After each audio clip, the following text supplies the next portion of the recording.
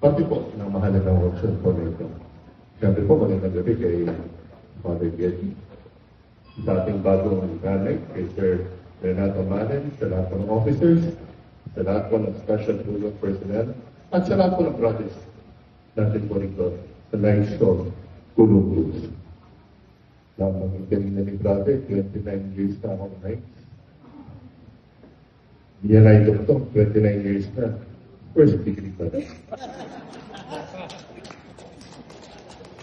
Pero alam niyo po,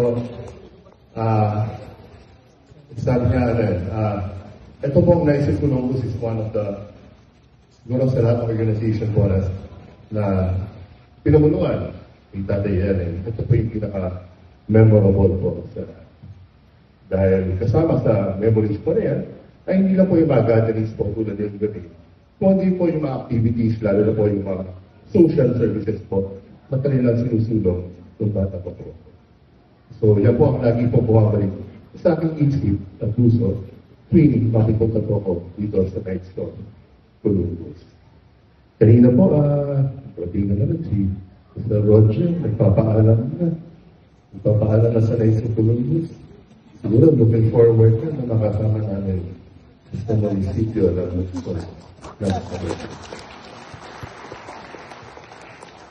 alam niyo po, it's only 6 weeks na tayo po ay nag-assume po bilang punong lungsod ng San Jose.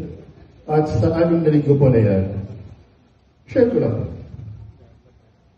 Marami tayong natutunan. Marami tayong napagalaman. At siguro, mahalagang realization ay minsan po yung nakikita mo sa labas ay yung nasa ibabaw lang. Dahil sa 6 na linggo po na yan, marami lang ating po nakita, marami pa na tayong dapat ayusin. Marami po tayong dapat itama. Marami po tayong pagbabagong dapat isulong.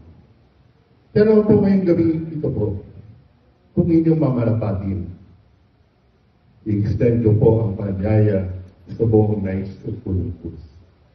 Sana po magsama-sama po tayo sa paglalakbay po ito.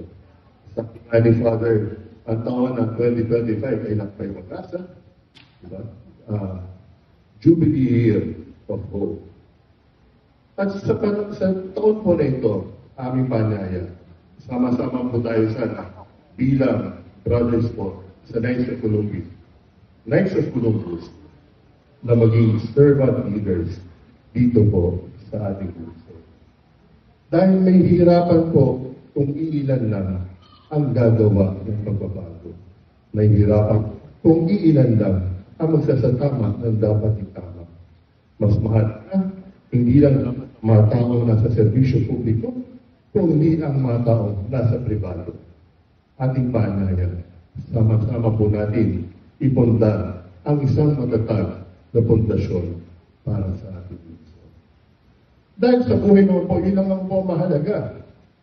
Sabi nga, ang material na bagay, piti tayo na yan. Ang mga ibang bagay, pagdadaanan mo lang yan. Pero mahalaga, sabi nga ng aming nga, ano ba ang legasiya iiwanan mo pag ikaw ay wala? Siguro po yun ang pinakamahalagang pamana po na ating Grand Knight, aming ama, na si Grand Knight Ellen Hidalgo. Beyond his lifetime, pinakita niya, not through words, through actions, and through how he lived his life. Ang isang halimbawa ng isang tunay na servant.